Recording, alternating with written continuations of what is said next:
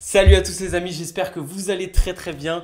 Aujourd'hui on se retrouve dans une nouvelle vidéo YouTube où je vais vous apporter plein d'éléments importants dans la création de votre entreprise de sous-location professionnelle. Et aujourd'hui on va se baser sur mon expérience du terrain pour trouver les 3 pires erreurs que vous pouvez faire en choisissant votre premier appartement en sous-location professionnelle. Avant qu'on commence, vous savez ce que je vais vous demander. Abonnez-vous et lâchez un petit like et restez bien jusqu'à la fin parce qu'à la fin, je vais vous présenter l'appartement idéal que j'ai dans mon entreprise de sous-location professionnelle et qui coche toutes les cases pour être un bon appartement à prendre en sous-location professionnelle. Mais là, on va se focus sur les points négatifs. Donc, on commence tout de suite avec le point numéro 1. Le point numéro 1, il est assez classique, mais attention, il y a des pièges, ça va être la localisation. Alors tout le monde le sait, il faut étudier un petit peu la ville dans laquelle tu vas te lancer dans la sous-location professionnelle, ou même si tu fais de la location courte durée et que tu es propriétaire, tu dois faire gaffe à que tu sois dans une ville propice à la location courte durée, donc déjà qu'il n'y ait pas trop de restrictions, et que aussi il y ait une traction sur le marché pour la location courte durée. Donc ça, je pense que c'est la base, j'en ai déjà parlé dans d'autres vidéos.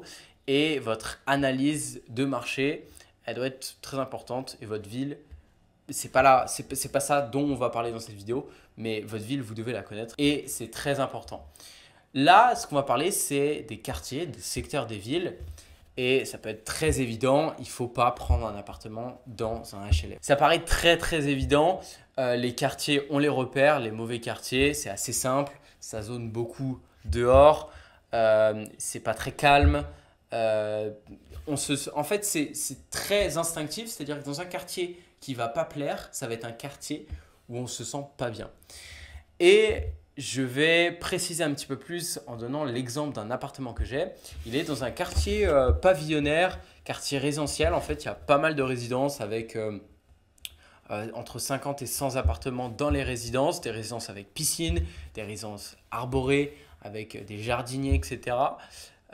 C'est assez courant dans mon secteur. C'est un petit peu excentré par rapport à la ville, c'est pas en plein centre-ville. Mais voilà, ces secteurs-là, ils ont une petite particularité, c'est qu'il y a une bonne partie de ces résidences-là qui sont très mal famées. Et moi, quand je me suis lancé dans la sous-location professionnelle, j'ai déjà, et d'ailleurs même un petit peu avant ça, j'ai acheté des appartements en location courte durée. Et ces appartements-là en location courte durée, j'en ai acheté un en hypercentre et un dans une de ces résidences. Et vous vous doutez bien, l'erreur que j'ai fait, j'ai pas trop fait gaffe à la résidence. Et en fait, il s'avère que la résidence est un peu mal famée. Et en tout cas, mes voyageurs en location courte durée le ressentent. Donc ça, c'est très important. Et bon, comment faire? Vous allez me dire comment savoir, parce que la résidence elle a l'air sympathique, il y a une piscine, elle est arborée, etc. Comment savoir que c'est mal famé? Alors, plusieurs choses. La première, c'est aller visiter cette résidence à plusieurs moments de la semaine et à plusieurs heures de la journée. Donc le soir, le matin, le midi, le samedi, le dimanche, le lundi, en semaine, pour vérifier voilà, comment c'est à l'intérieur, comment est la résidence, est-ce que c'est calme, est-ce qu'on s'y sent bien, est-ce qu'on s'y sent pas trop, on n'est pas trop rassuré quand on est dedans.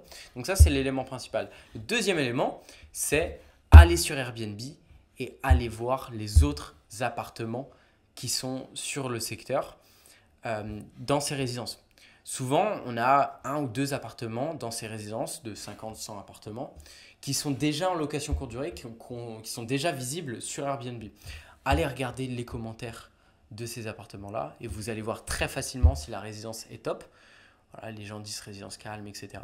Ou alors, au contraire, je ne me suis pas senti en sécurité, c'était pas très calme, ça klaxonnait, etc. C'est quelque chose qui arrivait souvent dans ma résidence. Et voilà. Pour cause, le problème, c'est un appartement que j'ai acheté, c'est pas trop grave, au pire je le mets en location longue durée, mais l'annonce a été supprimée de Airbnb, je suis obligé de travailler uniquement avec Booking dès maintenant et c'est un petit peu problématique. Maintenant on passe au point numéro 2 qui est rédhibitoire dans votre choix d'appartement en sous-location professionnelle ou encore une fois si vous faites de la location courte durée à l'achat. Ça va être un petit peu plus dur à voir, mais c'est une rénovation de merde. Voilà, une rénovation pourrie. Je vais vous donner un petit exemple, une petite anecdote que j'ai eue moi à titre personnel. Mais pour faire court, quand on visite des appartements sous location professionnelle, il y a plusieurs points sur lesquels il faut faire gaffe. Déjà, la qualité du bien. On le voit assez rapidement. Est-ce que les meubles sont vraiment de très basse qualité? Est-ce qu'on voit que c'est fait un peu à la va-vite? C'est-à-dire que les finitions de l'appartement ne sont pas très bien faites. Ça, on le voit assez rapidement. Et surtout sur les éléments, comment on va dire, qui sont indispensables à l'appartement. Je pensais à la salle de bain, je pensais à la cuisine. Est-ce que ça a été bien rénové? Est-ce que les joints sont de qualité? C'est très important parce que dans une cuisine, dans une salle de bain, si c'est mal fait, vous allez avoir des dégâts des eaux et là, c'est pas du tout drôle. Donc, est-ce que la rénovation est de qualité? Parce que vous êtes là pour le long terme dans un appartement sous location professionnelle, même si on a envie de faire du cash très rapidement, et moi le premier. D'ailleurs, c'est pour ça que j'ai fait mon erreur. Vous allez voir tout de suite avec l'anecdote que je vais donner. Mais sérieusement, est-ce que vous pensez que l'appartement va durer dans le temps? Un élément qui a été critique pour moi et un gros conseil que j'ai pour vous, c'est au niveau de la salle de bain, le bac de douche ou la baignoire, de quelle qualité elle est, comment elle a été rénovée, quels sont l'état des joints et plus particulièrement si c'est un bac de douche, est-ce que c'est un bac de douche souple ou un bac de douche dur? Vous savez, dur en pierre en fait. Ou alors souple, vous savez, un petit peu, en fait, un petit peu plastifié. Alors, je ne sais pas comment on appelle ça techniquement, hein, je ne suis pas du bâtiment. Mais c'est ces bacs de douche-là qui sont un peu souples et qui vont faire que 100% de ces bacs de douche vont avoir des problèmes de jointure. Et pourquoi? Pour la simple et bonne raison que quand vous allez vous mettre debout dans la douche, le bac de douche va bouger et donc les joints silicone vont bouger avec le bac de douche. Ce qui va faire que, à force du temps, vos joints ils vont craquer et du coup vous aurez plus d'étanchéité au niveau de votre bac de douche et là ça devient très grave. Pourquoi? C'est jamais très grave, hein, on trouve toujours des solutions et je vais vous parler de mon anecdote juste après. Pourquoi? Parce que ça va s'infiltrer dans les murs et puis après les soucis commencent. Parce que il faut faire la rénovation et du coup il faut couper des jours de location courte durée et donc ça va couper un petit peu de chiffre d'affaires, etc. Moi, c'est ce qui est arrivé dans un de mes appartements. Vous vous doutez bien, là, je vous parle très concrètement d'un appartement. Je l'ai pris, bac de douche souple, joints qui ont sauté, un mur qui a complètement pourri. C'est descendu jusqu'en bas parce que c'était en duplex. Donc, ça se voyait sur le mur d'en bas. J'ai dit au propriétaire, l'appartement avait été rénové il y a 4-5 mois. Et il avait été mal rénové. Les finitions étaient très mal faites. Je veux dire, voilà. La rénovation date d'il y a 4-5 mois. Donc, c'est quand même assez rapide pour une dégradation à ce point-là. Je lui ai dit au propriétaire, écoutez, en fait ça commence comme ça, mais si l'appartement est mal rénové, ça va mal finir. Vaut mieux couper court, dire ok, je récupère ma caution, je récupère éventuellement, là dans cet appartement-là, j'ai le propriétaire qui m'a racheté les éléments que j'ai achetés dans l'appartement, donc la machine à laver, matelas, télé, etc. Donc voilà, je récupère cet argent-là, je prends un autre appartement et puis on n'en parle plus. Ça peut être la meilleure solution puisque ça vous permet de ne pas perdre d'argent en faisant les rénovations ou en faisant faire les rénovations. Donc voilà, ça c'était un point très important à vérifier. Regardez bien en détail. Avec le temps, votre œil va s'affûter aux rénovations qui sont mauvaises, aux rénovations qui sont bonnes. Mais ne prenez pas des appartements sur lesquels vous ne voyez pas qui vont durer en fait, qui vont durer vraiment sur le long terme, qui vont avoir une longévité. Et le point numéro 3 qui va être rédhibitoire dans votre choix d'appartement en sous-location professionnelle, attention, le point numéro 3, c'est la taille de l'appartement. Et là, la taille de l'appartement, c'est un gros débat. Ok, donc déjà, il y a plusieurs choses sur la taille de l'appartement. Il faut bien comprendre que les studios, moi de mon expérience, les studios, c'est ce qui va être le moins rentable et c'est ce qui va être le plus problématique. Et c'est pour ça que le studio, c'est une catégorie de taille d'appartement que, sauf cas exceptionnel, on ne prend pas. Pourquoi? Parce que déjà, un studio, ça va être canapé-lit la plupart du temps. Donc déjà, il faut s'assurer que le canapé-lit est de qualité. Et que si le canapé-lit n'est pas de qualité, je vous dis, c'est mort. Pourquoi? Parce que vous allez vous faire allumer par les commentaires sur Airbnb et sur Booking au niveau du couchage. Et là, je peux vous dire, c'est la fin pour l'appartement. Aussi, il y a des appartements, des studios qui sont mal aérés et qui vont avoir tendance l'été. J'avais eu ça sur un appartement que je n'avais pas pris. En fait, c'est un appartement de 26 mètres carrés dans un vieux bâtiment et ça tapait vraiment sur les vitres de l'appartement. Et il n'y avait pas de clim et donc l'été, c'était très compliqué. Donc voilà, globalement, le studio, pour résumer, pas une très bonne affaire. Le loyer va être un petit peu élevé comparé au chiffre d'affaires qui va lui être le plus bas du marché forcément, puisque plus on augmente en gamme, plus on augmente en termes de couchage, plus en location courte durée, on va avoir de chiffre d'affaires. Mais attention, c'est mon deuxième point sur la taille des appartements. Ne prenez pas des appartements trop grands. Ça finit souvent très mal. Les appartements trop grands, ça va souvent être à partir du T4, donc 3 chambres et plus. Surtout les appartements. Après, en maison, souvent les maisons, ça marche plutôt bien, surtout ces maisons avec piscine, etc. Attention à avoir pas trop un loyer trop élevé, mais c'est des biens qui marchent très fort.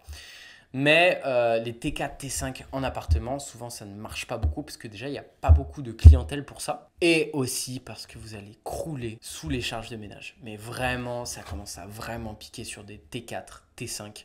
Vous avez plus de 100 mètres carrés. Franchement, ça dépend du secteur. Je connais des secteurs qui sont exceptionnels et qui ont beaucoup de clients pour du T4 et du T5. Mais ça reste rare. On ne parle pas de villes moyennes. On parle de villes type Strasbourg, je crois que ça marche très bien là-bas.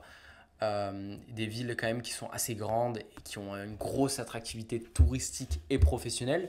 Pourquoi pas, ça peut fonctionner le T4, le T5. Mais sur les villes moyennes que nous, on a tous autour de chez nous, c'est une très mauvaise idée. Puis les ménages à coût de 50, 60 euros par ménage, ça va être compliqué. Surtout si vous avez 15 ménages par mois, ça fait aux alentours des 1000 euros par mois de ménage, c'est énorme. Vous avez les frais d'électricité, etc. Ne prenez pas un appartement trop grand. Et c'est parfait parce que je ne vais pas vous embêter plus longtemps. Ça me fait une transition parfaite sur l'appartement parfait pour faire de la sous-location professionnelle. Et je vais vous le présenter. Pour moi, je l'ai dégoté. Et je vais vous le présenter tout simplement maintenant. L'appartement parfait pour moi. Et de ce que j'ai vu de l'expérience d'avoir accompagné plus de 80 personnes actuellement à se lancer dans la sous-location professionnelle, je les ai accompagnés personnellement en coaching, en one-to-one avec moi. D'ailleurs, si vous êtes intéressé pour vous lancer dans la sous-location professionnelle, n'hésitez pas à m'envoyer un message sur Instagram et je vous répondrai. On verra si j'ai la possibilité de vous aider dans le lancement de votre entreprise de sous-location professionnelle. De ce que j'ai vu d'expérience, de retour d'expérience, le T3, c'est ce qui fonctionne le mieux. Pourquoi ? Parce que ça va être vraiment une catégorie où il va y avoir plusieurs types de clients, c'est-à-dire la famille ou le père et la fille qui vont vouloir avoir une réunion de famille ou peu importe dans la ville en question et ils ne vont pas forcément pas dormir ensemble, donc ils ont besoin d'un T3. Mais ils ne veulent pas forcément de quelque chose de très cher, puis ils n'ont pas forcément envie de payer deux chambres d'hôtel, donc ça va être parfait pour eux. Ça va être parfait pour les travailleurs aussi qui viennent ensemble, qui n'ont pas envie de dormir ensemble. Ça va être parfait pour les familles. Ça va être parfait pour le mec qui a envie d'un petit peu plus d'espace et qui a un peu d'argent et qui peut se permettre et qui a envie d'être à l'aise. Bref, ça va toucher plein de monde et surtout les prix vont être en location courte durée vraiment plus élevés comparé à un coût à la location qui va être très proche du T2 au final. Peut-être qu'on va rajouter 100 euros par mois par rapport à un T2 pour un T3, mais en réalité, ces 100 euros par mois, c'est quasiment rien. Parce que vous allez rajouter entre un T2 et un T3, moi c'est ce que je vois sur mon secteur, plusieurs centaines d'euros de chiffre d'affaires supplémentaire qu'un T2. Donc moi, l'appartement parfait, c'est un appartement qui est bien situé. Il est situé à côté d'un élément touristique qui est top du top. C'est un appartement, contrairement à ce qu'on pense, et j'en ai pas parlé dans cette vidéo, qui est très banal. C'est-à-dire qu'il n'a pas une déco magnifique, il n'est pas tout neuf, il n'a rien d'exceptionnel. En fait, il est assez banal, mais il est tellement bien placé, tellement fonctionnel. Il a une baignoire aussi pour les familles, c'est top, pour le bébé, etc. Puis la baignoire, encore une fois, c'est pas le bac de douche souple où il y a des problèmes. Donc ça enlève un point noir et ça fait que c'est un très bon appartement. C'est un appartement qui fait un peu plus de 53 mètres carrés, je crois. Et ce qui en fait un appartement en ménage très peu coûteux, puisque 53 mètres carrés, c'est pas énorme. Donc les coûts de ménage sont pas énormes finalement. Donc ça va être le top du top, cet appartement-là. Donc bien placé, une rénovation qui est top. Au final, c'est un appartement qui est très classique. Dans un endroit calme et pas mal famé. Une fois que vous avez trouvé cette pépite, il ne vous reste plus qu'à poster votre petite annonce sur Airbnb, sur Booking, faire les choses bien, faire une belle annonce. Et puis, il n'y a plus qu'à se régaler. Je sais que moi, je me régale avec cet appartement. Il me plaît beaucoup. Ce mois-ci, je vais faire 1600 € de marge entre mes charges, toutes mes charges et mon chiffre d'affaires. ce qui va faire un bénéfice très très sympa. Voilà, c'était tout pour cette vidéo. C'était assez rapide. J'ai essayé de faire simple. Il n'y a pas besoin de se prendre la tête pour se lancer dans la sous-location professionnelle et trouver un appartement qui fonctionne bien. Pas besoin d'appartements ultra extravagants, de trucs exceptionnels. Non, des choses simples, ça fonctionne. N'hésitez pas à m'envoyer un message sur Instagram si vous souhaitez vous lancer dans la sous-location professionnelle. J'accompagne toujours quelques personnes tous les mois à se lancer dans la sous-location professionnelle. Je vous dis à très vite pour la prochaine vidéo YouTube. C'était Antoine. Ciao!